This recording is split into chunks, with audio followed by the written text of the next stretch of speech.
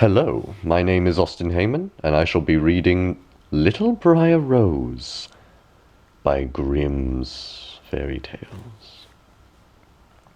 A long time ago, there were a king and queen who said every day, "Ah, if only we had a child!" But they never had one. But it happened that once when the queen was bathing, a frog crept out of the water onto the land and said to her, "Your wish shall be fulfilled, Ribbit. Before a year has gone by, you shall have a daughter." What the frog had said came true, and the queen had a little girl who was so pretty that the king could not contain himself for joy, and ordered a great feast. He invited not only his kindred, friends, and acquaintances, but also the wise women, in order that they might be kind and well disposed towards the child.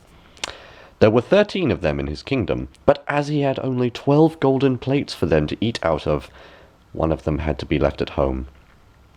The feast was held with all manner of splendor, and when it came to an end, the wise women bestowed their magic gifts upon the baby. One gave virtue, another beauty, the third riches, and so on, with everything in the world that one can wish for. When 11 of them had made their promises, suddenly the 13th came in.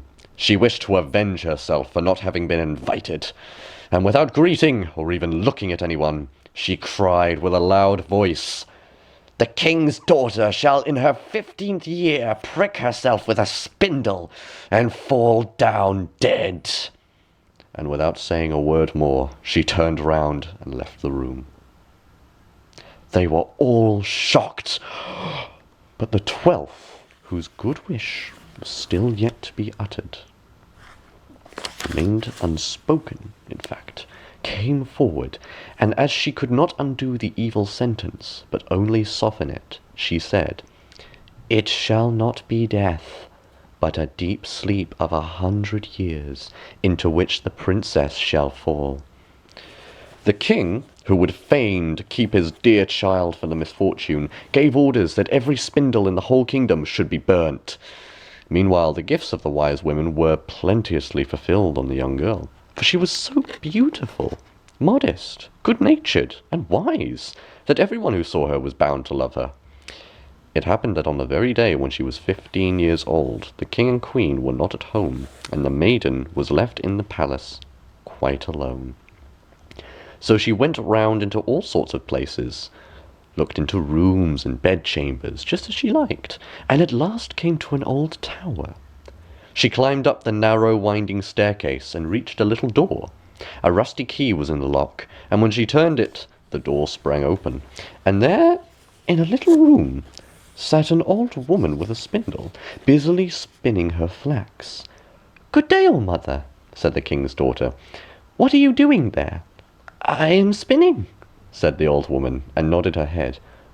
"What sort of thing is that rattles around so merrily?" said the girl, and she took the spindle and wanted to spin too. But scarcely had she touched the spindle when the magic decree was fulfilled, and she pricked her finger with it.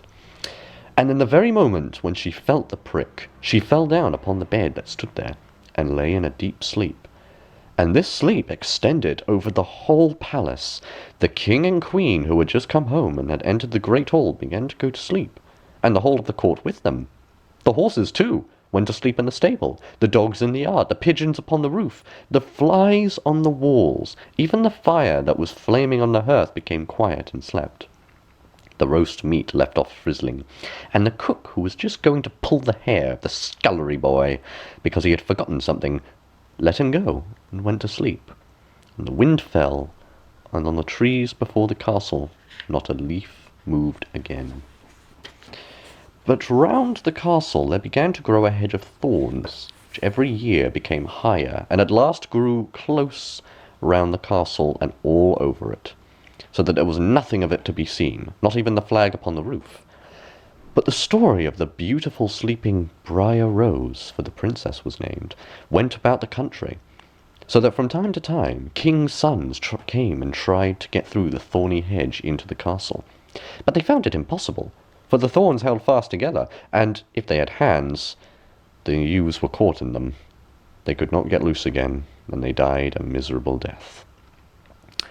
After long, long years, a king's son again came to that country, and heard an old man talking about the thorn hedge, and a castle that was said to be behind it, in which a wondrously beautiful princess named Briar had been asleep for 100 years, and that the king and queen and the whole court were asleep likewise. He had heard, too, from his grandfather that many kings' sons had already came and tried to get through the thorny hedge, but they had remained sticking fast in it and had died in a pitiful death. Then the youth said, "I am not afraid. I will go and see the beautiful Briar Rose." The good old man might dissuade him as he would, but he did not listen to his words. By this time, the 100 years had just passed, and the day had come when the Briar Rose was to awake again. When the king's son came near to the thorn hedge, it was nothing but large and beautiful flowers, which parted from each other of their own accord, and let him pass unhurt. Then they closed again behind him like a hedge. In the castle yard he saw the horses and the spotted hounds lying asleep. On the roof sat the pigeons with their heads under their wings, and when he entered the house the flies were asleep upon the wall. The cook in the kitchen was still holding out his hands to seize the boy, and the maid was sitting by the black hen which she was going to pluck. He went on farther, and in the great hall he saw the whole of the court laying asleep, and up by the throne lay the king and queen. Then he went on still farther, and all was so quiet that a breath could be heard. And at last he came to the tower and opened the door into the little room where Briar Rose was sleeping. There she lay, so beautiful that he could not turn his eyes away. And then he stooped down and gave her a kiss. But as soon as he kissed her, Briar Rose opened her eyes and awoke, and looked at him quite sweetly.